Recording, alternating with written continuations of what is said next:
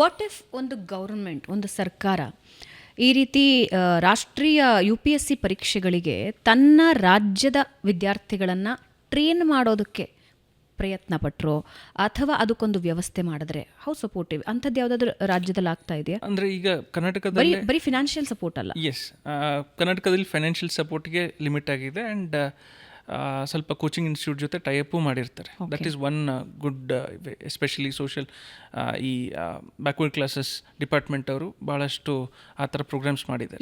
S, it is appreciable, it is doing well also.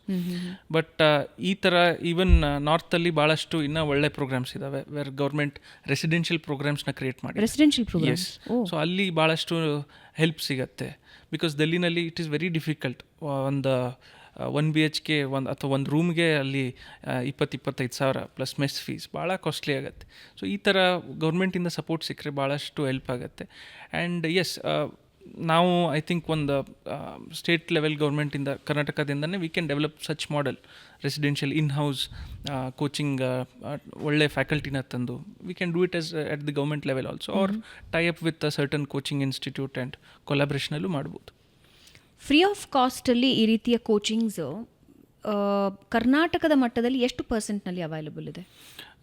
I am not aware of the exact data, but yes ma'am, ಅದು ನಡೀತಾ ಇದೆ. Free coaching ಪ್ರತಿ ವರ್ಷ scholarship ಮಾಡುತ್ತೆ. ಪ್ರಿಲಿಮ್ಸ್ಗೆ ಒಂದು scholarship create ಮಾಡಿ ಮತ್ತು ಕೋಚಿಂಗ್ ಇನ್ಸ್ಟಿಟ್ಯೂಟ್ ಜೊತೆ ಟೈಪ್ ಮಾಡಿ ಮಾಡ್ತಿದ್ದಾರೆ. It's a good initiative. But how much is it converting in to actual results? I think ಅಲ್ಲಿ ಕ್ವಾಲಿಟಿ ಬಗ್ಗೆ ನನಗೆ ಸ್ವಲ್ಪ ರಿಸರ್ವೇಷನ್ಸ್ ಇದೆ. ಅದ್ರ ಬಗ್ಗೆ I feel that is something we need to look it to improve ಆಗಬೇಕು ಅಂತ ಹೇಳ್ತೀರಿ. ಓಕೆ, ಇವಾಗ ನೀವು ಡೆಲ್ಲಿಗೆ ಹೋಗ್ತೀರಿ ಅಂದಾಗ ಅಲ್ಲಿ ನಿಮ್ಮ ಸಪೋರ್ಟ್ ಸಿಸ್ಟಮ್ ಹೇಗಿರುತ್ತೆ? ಕರ್ನಾಟಕದ ಈಗಿನ ಪ್ರೆಸೆಂಟ್ ಸಿಚುವೇಶನಲ್ಲಿ ಇವಾಗ ಯಾರೋ ಪ್ರಿಲಿಮ್ಸ್ ಪಾಸ್ ಮಾಡಿಕೊಂಡ್ರು, ಮೇನ್ಸ್ ಪಾಸ್ ಮಾಡಿಕೊಂಡ್ರು, ಇಂಟರ್ವ್ಯೂಗೆ ಹೋಗಬೇಕು ಅಂದಾಗ ವಾಟ್ ಆರ್ ದ ಸೋರ್ಸಸ್? ಒಬ್ಬ ಅಭ್ಯರ್ಥಿಗೆ ಏನು ಸಿಗುತ್ತಲ್ಲಿ ಡೆಲ್ಲಿನಲ್ಲಿ ಮ್ಯಾಮ್? ಒಂದು ಓಲ್ಡ್ ರಾಜೇಂದ್ರ ನಗರ್ ಅಂತ ಒಂದು ಹಬ್ ಕ್ರಿಯೇಟ್ ಆಗಿದೆ, UPSC ಹಬ್. ಓಕೆ, ಭಾಳ ವರ್ಷಾನುಗಟ್ಲೆಯಿಂದ ಅದೊಂದು ಹಬ್ ಕ್ರಿಯೇಟ್ ಆಗಿದೆ. ಸೊ ಅಲ್ಲಿ ಈ ಕೋಚಿಂಗ್ ಇನ್ಸ್ಟಿಟ್ಯೂಟ್ಸ್ ಸುಮಾರು ಇದ್ದಾವೆ, ಭಾಳಷ್ಟು ಇದ್ದಾವೆ. ಸೊ ಒಬ್ಬ ಕ್ಯಾಂಡಿಡೇಟ್ಗೆ ಚಾಯ್ಸ್ ಇದೆ ಯಾವ ಥರ ಕೋಚಿಂಗ್. ಫಾರ್ ಎಕ್ಸಾಂಪಲ್, ಒಂದು ಫೌಂಡೇಶನ್ ಕೋರ್ಸ್ 2 ಲಕ್ಷದಿಂದ ಹಿಡ್ಕೊಂಡು ನಿಮಗೆ 20,000 ತನಕ ಎಲ್ಲ ಥರ type of foundation courses, basic ಕೋಚಿಂಗ್ದು ಈ ಪ್ರೈಸ್ ರೇಂಜಲ್ಲಿದೆ. ಸೊ ಆ್ಯಂಡ್ ಆಲ್ಸೋ ಅಫ್ಕೋರ್ಸ್ ಕ್ವಾಲಿಟಿನೂ ಚೇಂಜ್ ಆಗುತ್ತೆ. ಈಗ ಡಿಜಿಟಲ್ ಸ್ಪೇಸಿಂದ ಬಂದಾಗಿಂದ ಇನ್ನಷ್ಟು ಡೆಮೋಕ್ರಟೈಸ್ ಆಗಿದೆ ಪ್ರಿಪರೇಷನ್. ಸೊ ಡೆಲ್ಲಿಗೆ ಹೋಗ್ಬೇಕಂತಿಲ್ಲ, ಮುಂಚೆ ಅದೊಂದು ಇತ್ತು, UPSC ಮಾಡಬೇಕಂದ್ರೆ ಡೆಲ್ಲಿಗೆ ಹೋಗಬೇಕು ಅಂತ. ಈಗ ಹೈದರಾಬಾದ್ ಆಗಲಿ, ಪುಣೆ ಆಗಲಿ, Bengaluru, Chandra layout, it has developed as their own UPSC hubs. So ನಾನು ಸ್ಪೆಸಿಫಿಕಲಿ ಡೆಲ್ಲಿಗೆ ಹೋಗಿ ಓದಬೇಕನ್ನೋ ಅದೇನು ಪರಿಕಲ್ಪನೆ ಇದೆ, I will not support it. ಈಗ ಭಾಳಷ್ಟು ಡೆಮೋಕ್ರಟೈಸ್ ಆಗಿದೆ. ಅಫ್ಕೋರ್ಸ್ ಇಂಟರ್ವ್ಯೂ ಟೈಮಲ್ಲಿ ಭಾಳಷ್ಟು ಹೆಲ್ಪ್ ಸಿಗುತ್ತೆ, ಮೇನ್ಸಲ್ಲಿ ಹೆಲ್ಪ್ ಸಿಗುತ್ತೆ.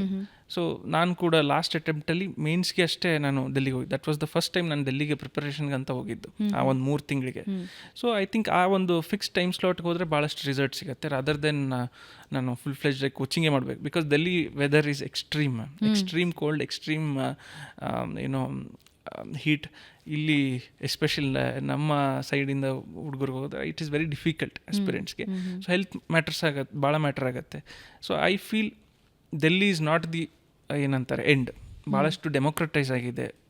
Open resources like online resources ಭಾಳಷ್ಟು ಬಂದಿದ್ದಾವೆ, ಕಮ್ಮಿ ಪ್ರೈಸಸ್ಸಲ್ಲಿ, ಕಾಂಪಿಟೇಟಿವ್ ಪ್ರೈಸಸ್ಸಲ್ಲಿ ಬಂದಿದೆ. So definitely candidates can look for it. ಮೇನ್ಸಿಗೆ ಬೇಕಂದರೆ ಆ ಒಂದು ಕಾಲಾವಕಾಶಕ್ಕೆ ಹೋಗ್ಬೋದು, ಅಥವಾ ಇಂಟರ್ವ್ಯೂಗಂತೂ ಡೆಫಿನೆಟ್ಲಿ ಹೋಗಲೇಬೇಕು. ಮೈ ಸಜೆಷನ್ ಇಸ್ ಇಂಟರ್ವ್ಯೂಗಂತೂ ಡೆಲ್ಲಿಗೆ ಹೋಗಲೇಬೇಕು.